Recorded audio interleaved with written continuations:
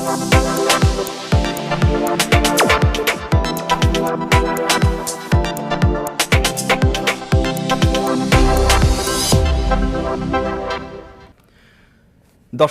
স্বাগত জানাচ্ছি আমাদের আজকের আয়োজন রশ্মির শক্তি।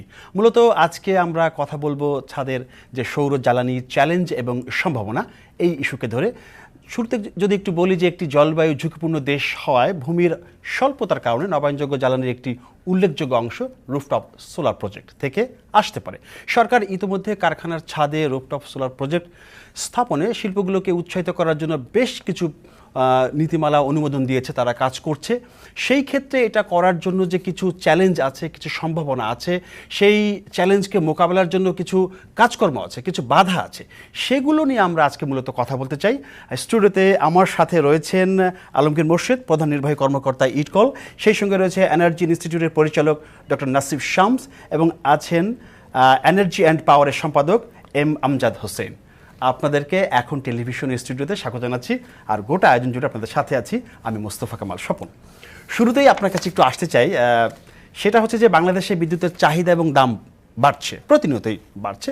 গত সপ্তাহে কিন্তু বিদ্যুতের দাম বেড়েছে, আজকে আপনার গ্যাসেরও দাম বেড়েছে। তো এই যে বিষয়টা, সেখানে এই যে রুফটপ প্রকল্পে এই ক্ষেত্রে কি সম্ভাবনা রয়েছে? জি, ধন্যবাদ আপনাকে। তো ইটকল একটা স্টেট ওন এন্টিটি। আমরা যে কাজটা আমরা করি সেটা হচ্ছে আমরা ফিনান্সিয়াল সাপোর্ট দিই, এবং সোলার রুফটপ আসলে রিনিউয়েবল এনার্জির একটা বিরাট সম্ভাবনাময় একটা টেকনোলজি। বিশেষ করে আপনি যেটা বললেন যে ট্যারিফ বাড়ার সাথে সাথে আসলে সোলার রুফটপের যে চাহিদা, এটার ক্রমান্বয়ভাবে আমরা কিন্তু একটা ইন্টারেস্ট দেখছি আমাদের যারা আমাদের ক্লায়েন্ট বা আমাদের বড়োয়ারদের কাছ থেকে। ইটকল কিন্তু বহু বছর ধরেই রিনিউয়েবল এনার্জির যে আপনার অ্যাওয়ারনেস বিল্ডিং, এটা নিয়ে কাজ করে আসছিল। বাট গত বছর খানিক ধরে আমরা কিন্তু এটার যে ডিমান্ড সাইডটা, এটার একটা ভালো একটা আমাদের কাস্টমার থেকে ইন্টারেস্ট দেখছি। এবং এই ট্যারিফ বাড়ার সাথে সাথে অবশ্যই, কারণ দেখেন আপনার একটা কমার্শিয়াল, আমরা যে কাজটা করি মূলত ইন্ডাস্ট্রিয়াল যে রুফটপ, সেইখানে আমাদের যে প্রজেক্টগুলো হয় সেগুলোকে আমরা সাপোর্ট দিই।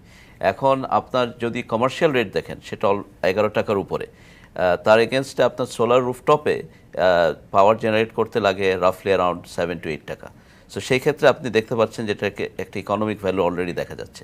সো সেই ক্ষেত্রে ডেফিনেটলি এটার একটা বিশাল। ধন্যবাদ আপনার কাছে আসবো। আমি একটু যেতে চাই ডক্টর নাসিফ শামস আপনার কাছে।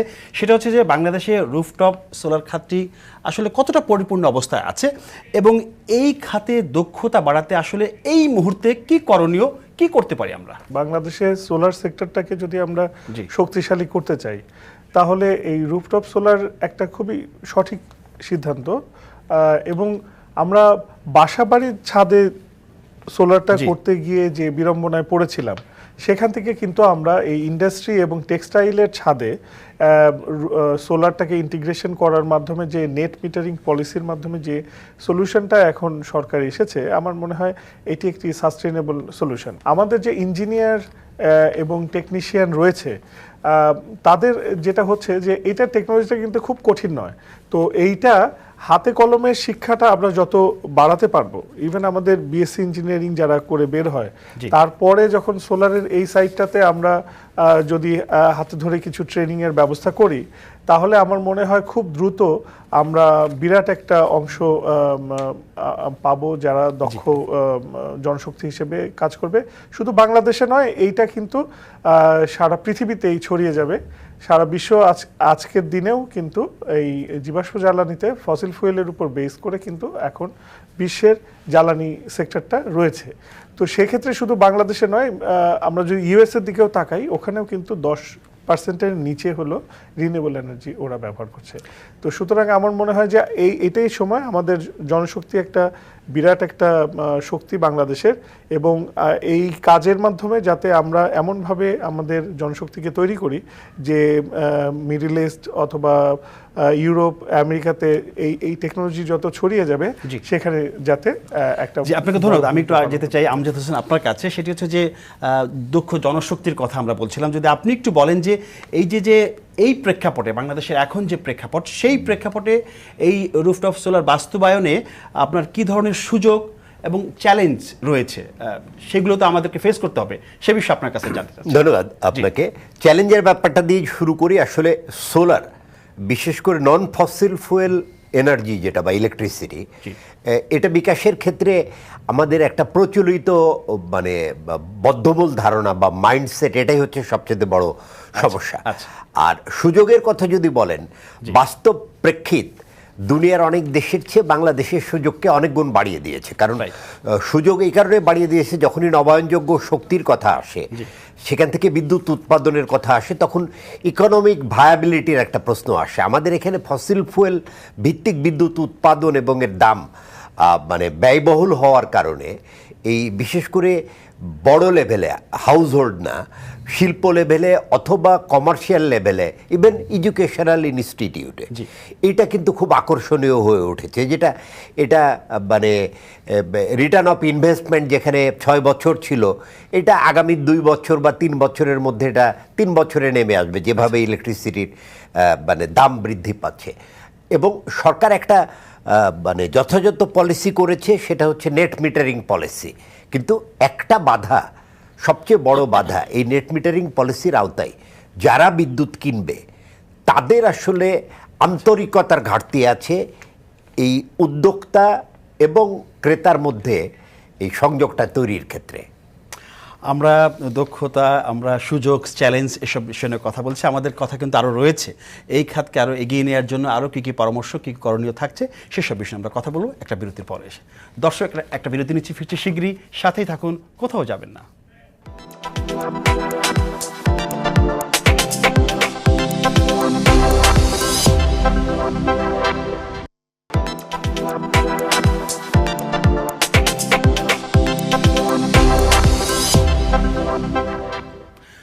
দর্শক, বিরতির পর আমরা ফিরলাম আমাদের যে অনুষ্ঠান, যেটা নিয়ে কথা বলছিলাম, সূর্যের রশ্মির শক্তি, সেটা নিয়ে আমরা একটু আবারও যেতে চাই আলমগীর মোর্শেদ, প্রধান নির্বাহী কর্মকর্তা, ইটকল, আপনার কাছে।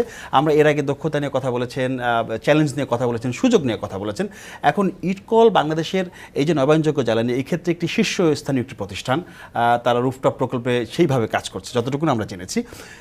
এখন যেটা শুরুতে বললাম, চ্যালেঞ্জ নিয়ে আমরা কথা বলেছি, এখন এই চ্যালেঞ্জ মোকাবেলা তো করতে হবে। সেই ক্ষেত্রে এই রুফটপ প্রকল্পের ক্ষেত্রে কিছু বাধা নিশ্চয়ই রয়েছে, কিছু প্রতিবন্ধকতা আছে। সেই প্রতিবন্ধকতাগুলো কি আসলে? প্রথমে ইনিশিয়াল ইনভেস্টমেন্ট। আপনার একটা সোলার রুফটপ প্রজেক্ট করতে গেলে একটা certain amount of upfront investment লাগে, ইনিশিয়াল ইনভেস্টমেন্ট। সো সেটা একটা অ্যাক্সেস টু ফাইন্যান্স যেটা আমরা বলি, তো সেটার ক্ষেত্রে এবং আপনার দীর্ঘমেয়াদী লোন লাগে। এটার ক্ষেত্রে ইউজুয়ালি 7 থেকে 8 বছরের একটা পে ব্যাক পিরিয়ড থাকে। সো অ্যাক্সেস টু ফাইন্যান্স, এটা নিয়ে প্রচুর আলোচনা হচ্ছে যে সেই কারণে এই পার্টিকুলার প্রজেক্টে সাপোর্ট করার জন্য, যেমন ইটকল একটা কনসেশনাল ফাইন্যান্সিং করে, সিমিলারলি বাংলাদেশ ব্যাংকেরও কিন্তু কিছু আপনার এরকম ফাইন্যান্সের ঋণ দেওয়ার কিছু উইন্ডো আছে। সো আমার কাছে মনে হয় প্রথম হচ্ছে যে আপনার অ্যাক্সেস টু ফাইন্যান্স, এটা খুব ইম্পর্টেন্ট। কারণ আপনার দীর্ঘমেয়াদী লোন লাগে। আপনি জানেন যে আমাদের বাংলাদেশের ব্যাংকিং সেক্টর এখনও কিন্তু দীর্ঘমেয়াদী ঋণ, যেটা হয়তো 5 বা 7 বছরের ঊর্ধ্বে দিতে হয়, ইউজুয়ালি আমাদের ফাইন্যান্সগুলো কিন্তু 10 বছরের জন্য হয়। So access to finance is very important. আরেকটা যেটা আমার মনে হয় যে আরেকটা যেটা অবস্টাকল বা চ্যালেঞ্জ, সেটা হচ্ছে যে আমাদের ব্যাংকিং সেক্টরে এটা নলেজ সম্বন্ধেও কিন্তু ঘাটতি আছে। সেটা নিয়ে একটু জানতে চাই আমি ডক্টর নাসিফ শামস আপনার কাছে, যে এই যে প্রকল্পগুলোর কথা আমরা বলছি, এই প্রকল্প বাস্তবায়নে যে শিক্ষা ব্যবস্থার কথা বলা হচ্ছে, সেটার জন্য কতটুকু প্রস্তুত? দেখুন, আসলে পড়াশোনাটা সবসময় পুঁথিগত শিক্ষায় যদি আমরা চলে যাই, তাহলে ব্যবহারিক জীবনে কিন্তু সেটার অ্যাপ্লিকেশনে আমরা কিন্তু হোঁচট খাবো। তো সেক্ষেত্রে ইটকল যেমন একটি শক্তিশালী ভূমিকা নিয়েছে, যে এই স্পেশালি রিনিউয়েবল সেক্টরে তারা কিন্তু মানে পায়োনিয়ার বলা যায়, যে সোলার ক্ষেত্রে তারা সুন্দরভাবে ফাইন্যান্স করছে। আর এই বিশ্ববিদ্যালয় অথবা এই ধরনের এডুকেশনাল যে প্রতিষ্ঠানগুলো আছে, সেগুলো জায়গাতেও কিন্তু আপনার যদি আমরা এই যে ঢাকা ইউনিভার্সিটির রুফটপে, তো আমরা 7 বছর আগে থেকে চেষ্টা করছিলাম যে এই ছাদগুলো ব্যবহার করে 3.5 মেগাওয়াট সোলার কিভাবে করা যায়। এগুলো ধারাবাহিকতায় কিন্তু নেট মিটারিং পলিসি অথবা এই ধরনের পলিসিগুলো এসেছে। কারণ 7 বছর আগে আমরা যখন অ্যাপ্লাই করেছি মিনিস্ট্রির কাছে, তখন কিন্তু এ ধরনের কোনো পলিসি ছিল না। তো এখন যে ব্যাপারটা হয়েছে, যে আমি যে ডিপার্টমেন্টেরই হোক, কিন্তু আমার এই বিশ্ববিদ্যালয়ে এ ধরনের একটা প্রজেক্ট আছে এবং আমি যে চোখে যদি আমি দেখতে পারি যে এইটা সঠিকভাবে কাজ চলছে, এইটা কিন্তু সঠিক শিক্ষা। যে ঠিক আছে, এই ধরনের আমি দেখে এসেছি। তারপরে সেই ছাত্র যখন, কারণ টারশিয়ারি লেভেল এডুকেশন এটা কিন্তু শিক্ষার শেষ সোপান, এরপরে কিন্তু আপনাকে আর পুঁথিগত শিক্ষা দেওয়া হবে না। তো সেক্ষেত্রে আপনার আসলে শিক্ষাটা শুধু পড়ার মাধ্যমে না, আপনি চারিদিকে যেটা দেখেন সেটা থেকেও কিন্তু আপনি শিক্ষা লাভ করেন। তো আমরা গ্রিন এবং স্মার্ট ক্যাম্পাস, এটা একটা ইনিশিয়েটিভ আছে আমাদের মিনিস্ট্রি ব্যানার্জির, যে ঢাকা ইউনিভার্সিটি ক্যাম্পাসকে কিভাবে আরো গ্রিন এবং স্মার্ট করা যায় সেইটার আলোকে আমরা যেটা করছি, এবং ইটকলের কাছেও আমরা সহযোগিতা চেয়েছি এবং তারা মোটামুটি পজিটিভলি আমাদেরকে বলেছে এ পর্যন্ত। তো আমরা চেষ্টা করছি যে আমাদের যে ছাত্ররা রয়েছে তারা যদি নিজে চোখে দেখে যে এই টেকনোলজিটা আসলে ঠিকভাবে কাজ করে, তাহলে কিন্তু মানে সেটার শিক্ষাটা সঠিক শিক্ষা হবে। রাইট। আমি একটু যেতে চাই আপনার কাছে আমজাদ হোসেন, আপনি একটু বলবেন যে ধরেন এই যে রুফটপ সোলার প্রজেক্ট সম্পর্কে কয়জন কিভাবে কি জানে, এইটার পেছনের ইতিহাস, আগামীর ভবিষ্যৎ, অর্থনৈতিক কথা আপনি বলেছেন, ইনভেস্টমেন্ট, টাকা কোথা থেকে আসবে, সেই ক্ষেত্রে যে যার অবস্থান থেকে কাজ করছে, কিন্তু গণমাধ্যমের একটা ভূমিকা থাকে। সেই আপনি যেহেতু গণমাধ্যমে কাজ করেন, গণমাধ্যম নিয়ে আছেন, গণমাধ্যম এখানে কিভাবে ভূমিকা রাখতে পারে এই সব প্রকল্পকে সফলতার দিকে নিয়ে যাওয়ার ক্ষেত্রে?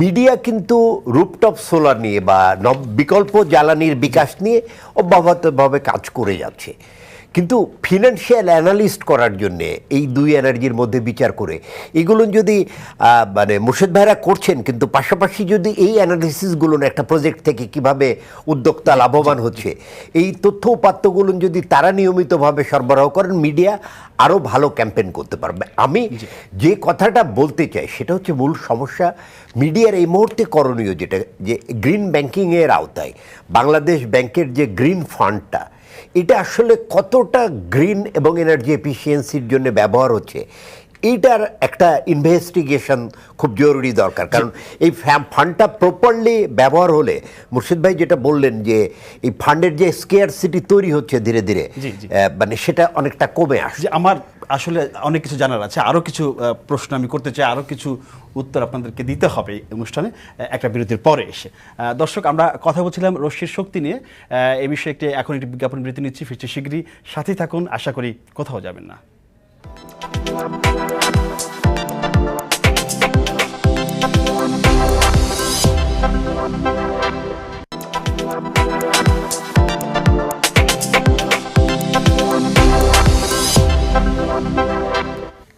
দর্শক, বিরতির পর আবার ফিরলাম আমাদের আলোচনায়। আমরা কথা বলছিলাম রশ্মির শক্তি নিয়ে।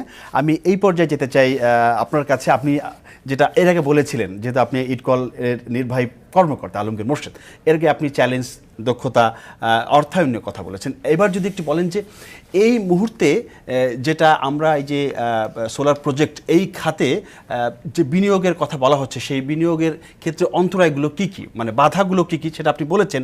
সেই বাধাগুলো উত্তরণের জন্য, বাধাগুলো পেরিয়ে যাওয়ার জন্য আমাদেরকে কি কি করতে হবে? একটা তো হলো ফিনান্সিয়াল লিটারেসি, যে আমরা কিভাবে কমার্শিয়াল ব্যাংক বা ইন্ডাস্ট্রিকে আরও লেন্ডারকে আনতে পারি, এটা একটা।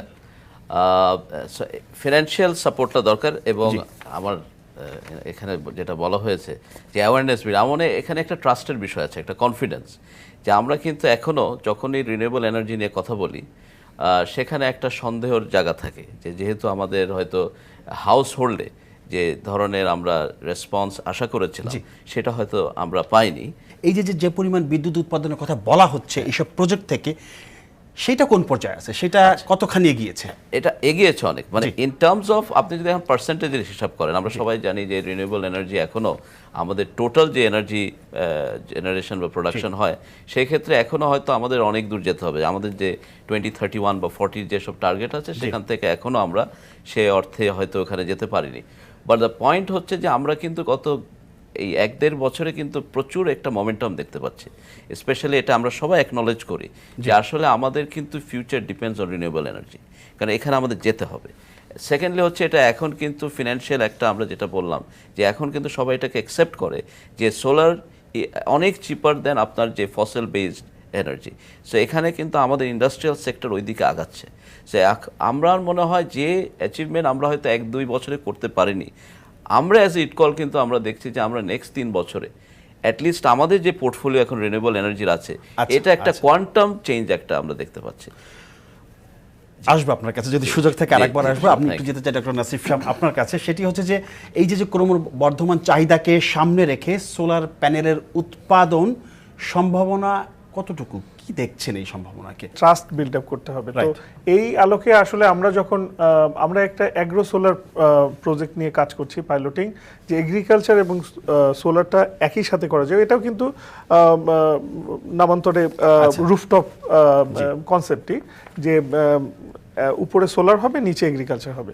তো এ ধরনের প্রজেক্টগুলোতে যে মুশকিলটা হয়, যে কমার্শিয়াল ব্যাংক থেকে যখন আপনি ফাইন্যান্সটা নিতে যাবেন, তো বিদ্যুৎ মন্ত্রণালয় থেকে কোনো ধরনের নির্দেশনা কিন্তু ওই ব্যাংক পর্যায়ে যায় নাই, না যাওয়ার ফলে, অথবা বাংলাদেশ ব্যাংক থেকে কোনো সুনির্দিষ্ট নির্দেশনা যায় নাই, ফলে যেটা হয় সেটা হলো যে সরকার পিপিএ আইএ সাইন করার পরেও এটা কিন্তু প্রায় সভারেন গ্যারান্টির মতো, যে আপনার এই বিদ্যুৎটা সরকার কিনে নিবে, সেটা কিন্তু ফাইন্যান্স করার জন্য যে ইনিশিয়াল ফাইন্যান্সটা লাগে, এটা হলো সোলারের পুরো ফাইন্যান্সটা শুরুতেই লাগে। তো রানিং ক্যাপিটাল হিসেবে সেরকম কিছু লাগে না। তো সে কারণে তখন কি হয়, ব্যাংকের যিনি আছেন তিনি কিন্তু বিশ্বাস করছেন না যে এই প্রজেক্ট থেকে রিটার্নটা আসবে। শেষ পর্যন্ত যে সিগনেচার করছেন তিনি কিন্তু আসলে টেকনিক্যাল পারসন নয়। তো এর জন্য কিন্তু বাংলাদেশ ব্যাংকে কয়েক বছর আগে আমরা একটা প্রপোজাল দিয়েছিলাম যে ব্যাংকের যারা রিনিউয়েবল নিয়ে কাজ করবে, প্রতি শাখা থেকে একজনকে আমাদের ইনস্টিটিউটে যদি ট্রেনিংয়ের জন্য পাঠায়, তাহলে আমরা তাকে একটা ধারণা দিতে পারবো যে রিনিউয়েবল এনার্জি কিভাবে কাজ করে। কারণ অনেক ক্ষেত্রেই দেখা যায় যে ছোটখাটো সোলার ছাদের উপরে হয়তো উনি দেখেছেন কাজ করে না, ওটা তার বদ্ধমূল ধারণা হয়েছে যে সোলার থেকে আসলে এটা সাকসেসফুল প্রজেক্ট হয়তো হবে না। তো সে কারণে এইটা মনে হয় যে শিক্ষার যে ক্ষেত্রটা বললেন, যে জার্নালিস্টদের যেরকম প্রয়োজন আছে যে রিনিউয়েবলের উপরে একটা ধারণাগত একটা সার্টিফিকেশন কোর্স থাকা, একইভাবে আসলে ব্যাংকারদের জন্য এটা প্রয়োজন। কারণ ওই ব্যাংকিং সেক্টরে এত বড় ব্যাপার তারা দেখে, সেখানে এই রিনিউয়েবলের জন্য কিন্তু একজন স্পেশালিস্ট ওনারা রাখবেন না। ধন্যবাদ। আমি একটু যেতে চাই আমজাদ হোসেন আপনার কাছে, আপনি যদি একটু বলেন যে বিশ্বের অন্যান্য দেশের মতো বাংলাদেশেও এনার্জি স্টোরেজের যে একটা সম্ভাবনা রয়েছে, কিন্তু সেই সম্ভাবনা যেভাবে হচ্ছে তা অনেকটা ধীরগতি বলা যায়, কারণ কি এই ধীরগতির? আমার কিন্তু মনে হয় না যে আমরা ধীর গতিতে আছি। দেখুন, আমাদের রিনিউয়েবল এনার্জির যে মানে পেনিট্রেশন এখন পর্যন্ত ধরেন গ্রিডে যুক্ত আছে 600 মেগাওয়াট, যেখানে আমাদের সিস্টেম ক্যাপাসিটি প্রায় গ্রিড কানেক্টেড বিদ্যুতের পরিমাণ প্রায় 27,000 মেগাওয়াট। তো আরও ধরুন আগামী, আমরা গত বছর সাইন করেছি 2100 মেগাওয়াটের মতন। 2030 সালের মধ্যে হয়তো আমাদের হতে পারে 3000, বা সরকার চেষ্টা করছে 5000 পর্যন্ত নিয়ে যাওয়া। তো আমাদের যে সিস্টেম আছে, আমাদের টোটাল ক্যাপাসিটির 10% পর্যন্ত কিন্তু আমাদের স্টোরেজ নিয়ে এত বড় করে ভাবার দরকার নাই, কিন্তু আমাদের 30 অনওয়ার্ড ভাবতে হবে এটা নিয়ে। যার কারণে এখনই আমাদের অন্তত 1-2টি পাইলটিং করা উচিত। কারণ যে বড় কেন্দ্রগুলো হবে 200 মেগাওয়াট পিক অথবা 100 মেগাওয়াট পিকের সাথে হয়তো 5% বা 10% পাইলটিং করে স্টোরেজে যাওয়া দরকার। কারণ স্টোরেজ টেকনোলজির দাম ব্যাপক ভিত্তিক কমে আসছে, যদিও আমাদের দেশে গ্রিড কানেক্টেড সোলারের দাম কিন্তু এখন অনেক বেশি। কারণ এই মুহূর্তে আমাদের রেভারেজ যে দামে আমরা কিনছি সেটা প্রায় 13 সেন্টস, এবং নতুন চুক্তি যেগুলো করেছি সেটাও 10 সেন্টসের উপরে। সো 10% যদি আমি স্টোরেজ ব্যবহার করি, তারপরেও কিন্তু এর দাম অনেকখানি বেড়ে যাবে। জি, আলমগীর মুর্শিদ, আপনাকে অসংখ্য ধন্যবাদ।